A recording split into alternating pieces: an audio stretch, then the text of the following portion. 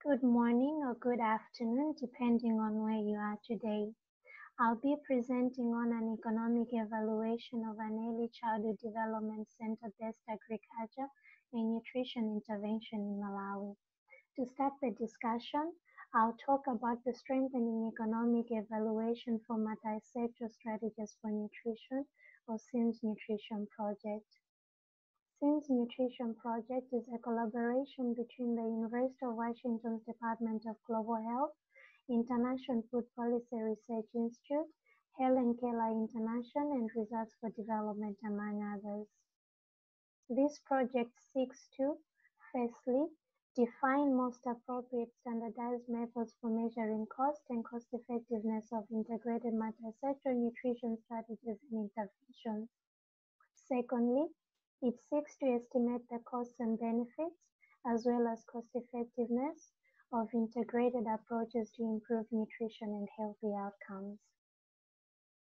In order to achieve these objectives, SIMS Nutrition Project is developing a common approach to guide the conduct of economic evaluations in nutrition.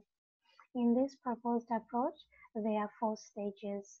In the first stage, evaluators align the program and the study to a standardized classification of multi-sector nutrition interventions. In the second stage, evaluators map impact pathways and identify program benefits, activities, inputs, and costs.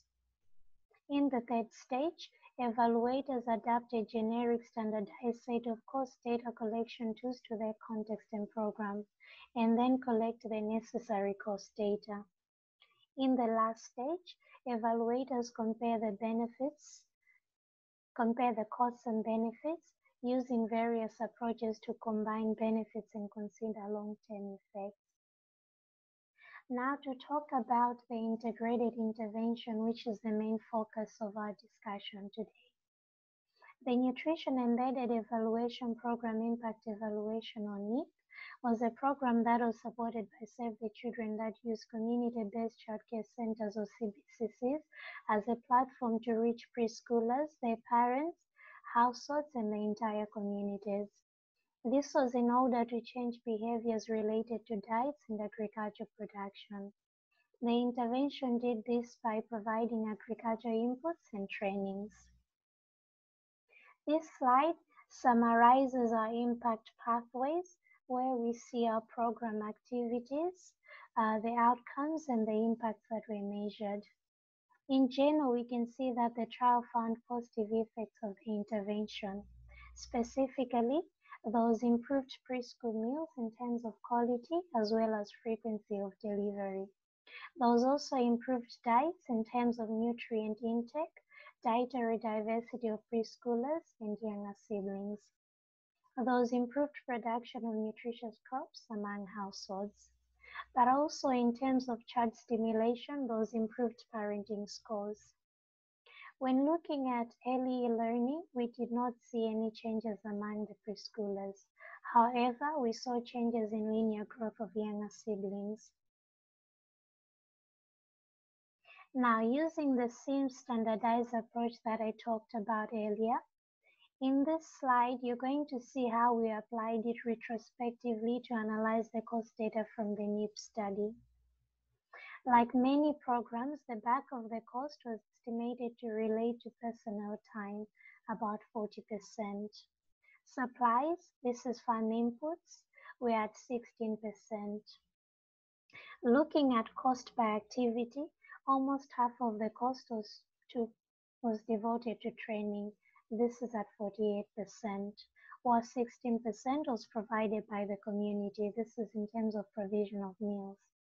This highlights the importance of community contributions to programs like this that do depend on community contributions.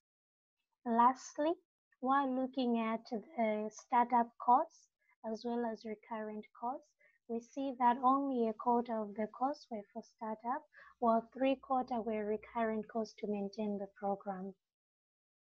Now, in this slide, you see how we start with the overall cost estimate and then compare the costs and the effects of the program, moving from proximal outputs to distal outcomes along the program impact pathway. We estimated that the program cost almost $200,000 in total, or $194 per child reached, $41 per beneficiary reached, and $219 per household reached. We estimated that the program abated 329 stunting cases in the intervention communities, or $601 per case abated, which translates to $516 per disability-adjusted life years abated. Lastly, we worked to monetize and aggregate some of the diverse range of these programs' benefits using the benefits cost analysis. Our resulting estimates suggest that for each dollar that was invested in this program, the community derived $3 of the benefit. Now, when we look at NIP and compare it to similar interventions, we see that NIP study fits in the upper range of similar interventions that are considered cost-effective. Now, what can we conclude from these findings? Integrated early childhood development, nutrition, and agriculture interventions may be an efficient use of financial resources in Malawi in similar contexts. However, important gaps remain on appropriate methods that can allow for more meaningful comparisons of cost-effectiveness of multi-sector interventions. This is the end of our presentation. Thank you so much for listening.